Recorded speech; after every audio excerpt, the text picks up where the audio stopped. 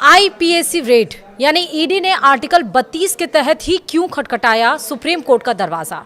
क्या होता है कैविएट जो ममता सरकार ने लगाया है? क्या है आर्टिकल 32 जो आईपीएसी केस में बनेगा ईडी का हथियार? सब कुछ बताएंगे विस्तार से। नमस्कार, आप देख रहे हैं न्यूज 18 का डिजिटल प्लेटफॉर्म और मैं हूं आपके साथ श्रुति श्रीवास्तव। पश्चिम बंगाल में कोयला घोटाले की जांच अब देश की सबसे बड़ी अदालत तक पहुंच गई है। प्रवर्तन निदेशालय यानी ईडी ने कोलकाता स्थित आईपीएसी दफ्तर और इसके डायरेक्टर प्रतीक जैन के घर पर हुई रेड के बाद सुप्रीम कोर्ट का रुख किया है।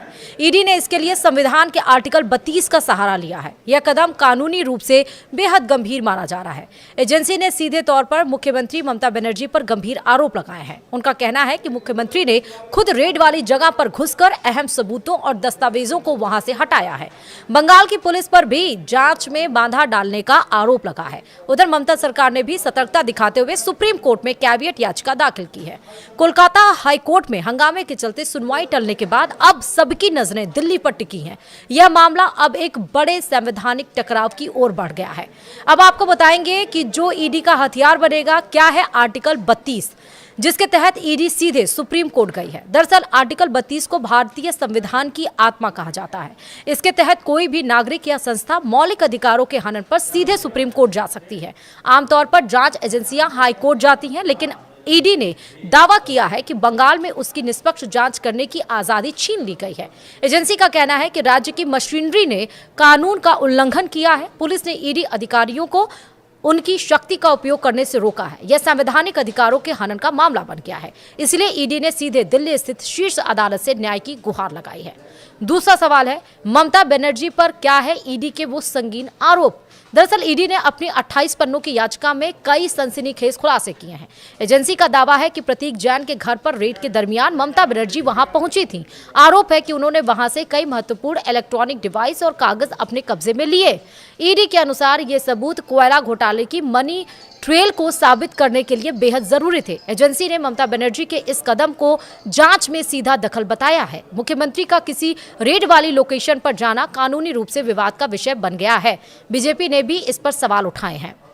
सवाल यह भी है कि क्या बंगाल सरकार का कैविएट क्या है और यह क्यों लगाया गया है? दरअसल ममता सरकार को इस बात का पूरा अंदाजा था कि ईडी सुप्रीम कोर्ट जाएगी, इसलिए राज्य सरकार ने पहले ही वहां कैविएट दाखिल कर दिया। कैविएट एक प्रकार का कानूनी सुरक्षा कवच होता है। इसका सीधा मतलब है कि सुप्रीम कोर्ट बंगाल सरकार का पक्ष सुने बिना कोई आदेश नहीं देगा। यह याचिका एक तरफा कार्रवाई को रोकने के लिए लगाई जाती है।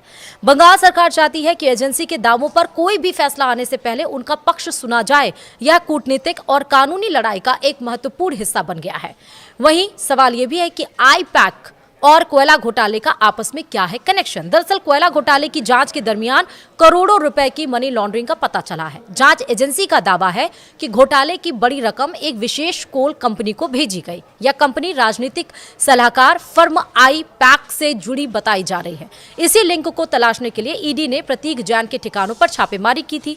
बीजेपी ने सवाल उठाया है कि सरकारी दस्तावेज एक प्राइवेट एजेंसी के पास क्या कर रहे थे?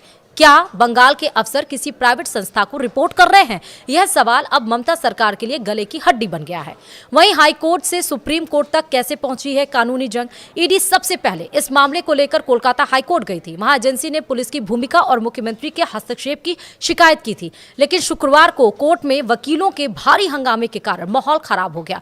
इस हंगामे की वजह से हाई कोर्ट ने सुनवाई 14 जनवरी तक के लिए टाल दी। ईडी का मानना है कि जांच में हो रही देरी से सबूत नष्ट हो सकते हैं और इसी कारण एजेंसी को तत्काल सुप्रीम कोर्ट का दरवाजा खटखटाना पड़ा। अब मामला राज्य बनाम केंद्र की बड़ी लड़ाई में तब्दील हो चुका है। सवाल यह भी है क्या बंगाल में अब सीबीआई की एंट्री होगी और आगे क्या होगा?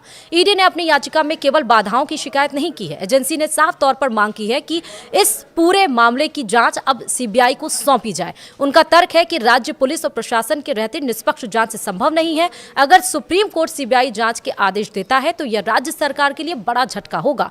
टीएमसी के सांसदों ने भी इस रेड के खिलाफ दिल्ली में प्रदर्शन किया है। आने वाले दिनों में यह विवाद सड़क से लेकर संसद और कोर्ट तक और अधिक गर्माने वाला है। वीडियो में इतना ही। नमस्कार।